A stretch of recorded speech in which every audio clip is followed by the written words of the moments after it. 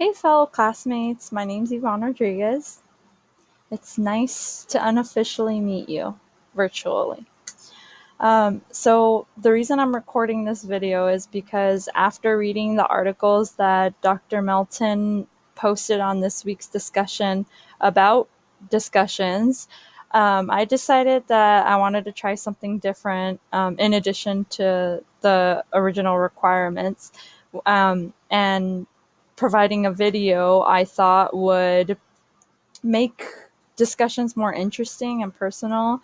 You guys are able to put a face to the work instead of, us just reading text. It's so impersonal. Anyhow, I also thought maybe it could create some sort of convenience being able to hear a discussion post instead of having to read it, because we can pretty much listen to audio anywhere, in the car, on the way to work, wherever it may be. Anyhow, so for the first video that I'm posting, this is my first time ever doing this, I'm just going to kind of read through my discussion. So bear with me. Here I go. So the first question is, analyze and evaluate the key findings of Stephen Krashen and his theories of second language acquisition. How does his work inform and support ELL practices in classrooms? In this week's reading, Paraguay and Boyle discuss three perspectives that are examined for first language acquisition: behaviorist, innatist, and lastly, interactionist. Stephen Krashen is a seminal researcher in the innatist tradition. Krashen developed 5 hypotheses that Paraguay and Boyle discuss: acquisition and learning, monitor, neutral order, input, and effective filter. His theories give teachers the knowledge needed to provide ELL with a balanced approach to teaching ELL. In addition, his theories support ELL by encouraging and influencing teachers to use an optimal approach when teaching ELL.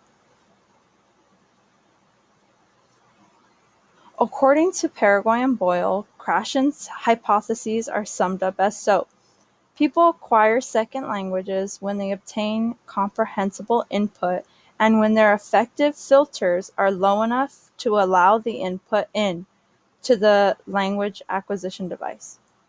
Krashen's hypotheses have been quite influential in second language teaching because of their relevance to language education. Krashen's hypotheses have helped educators better understand optimal ways of academic instruction for ELL. One example of how Krashen has influenced educators is through his discouragement of forced production. Instead, he encourages teachers to provide a silent period in which students can acquire language knowledge through listening and understanding rather than trying to teach through meaningless rote drills. Krashen's theories have influenced teaching practices that focus on communication rather than grammatical form, allow students a silent period instead of forcing immediate speech production, and that creates a low anxiety environment. That all sounds good to me.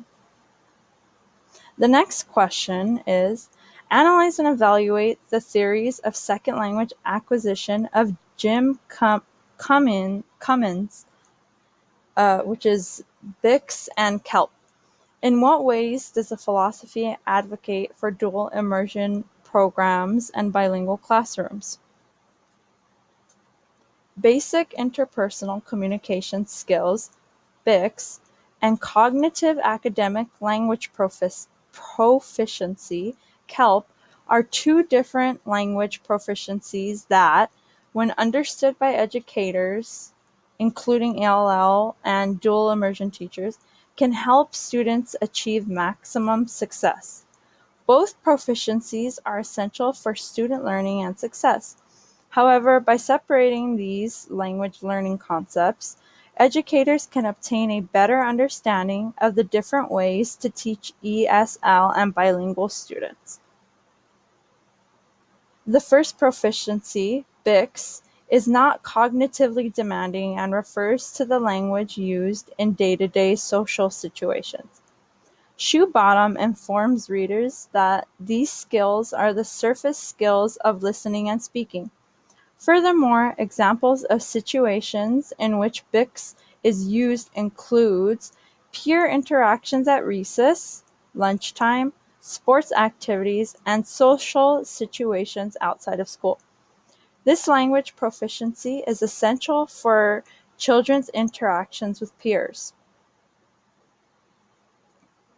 While social appropriateness relies on BICS, academic success relies on KELP.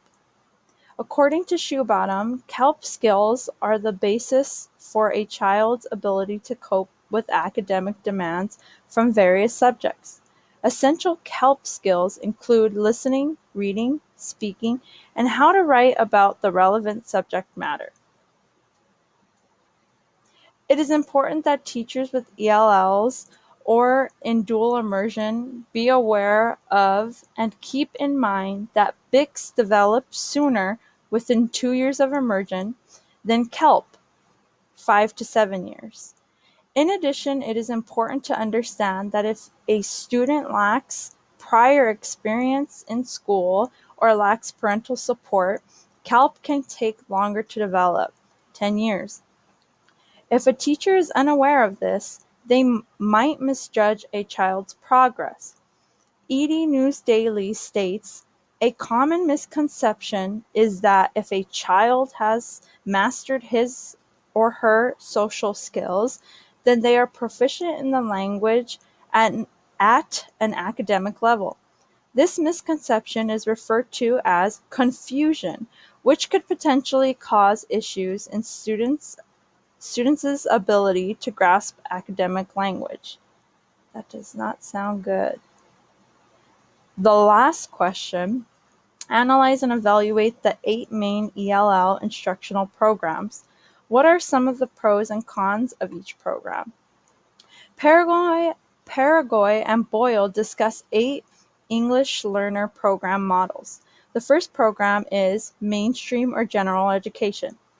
A con with this program is that there is no first language support provided to ELL students.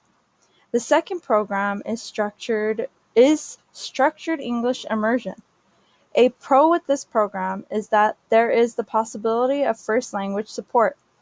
The third program is sheltered instruction / specially designed academic instruction in English. We discussed this in ED 530. This program shares the same pro as Program 2. The fourth program is Newcomer Program. A pro here is that there is a possibility for English learners to receive modified instruction. Modified instruction is good. The fifth program, Paraguay and Boyle discuss is Early Exit Transitional Bilingual Program. A pro for this program is that the first language is used to teach literacy and academic content. The sixth program is Late Exit Transitional Bilingual Program. This program shares a pro with the previous program. The seventh program provided is Maintenance Bilingual Program. A pro for this program is first language used to teach literacy and academic content. The last program is the Dual Language Program. A pro to this program is that students use both languages to learn language and academic content in 2 languages. These 8 ELL instructional programs provided by Paraguay and Boyle vary in extent of primary language use. The authors inform readers that regardless of whether one language or 2 languages are used for instruction, student outcomes were positive when the teaching was high quality. And then I list my references here. And I'm going to go ahead and read the 2 questions that I had. So my first question, the article Second Language Acquisition, Essential Information, references a discussion of what happens when teachers begin with demanding content reduced tasks. yeah, we read that in that article. It was discussing different quadrants and the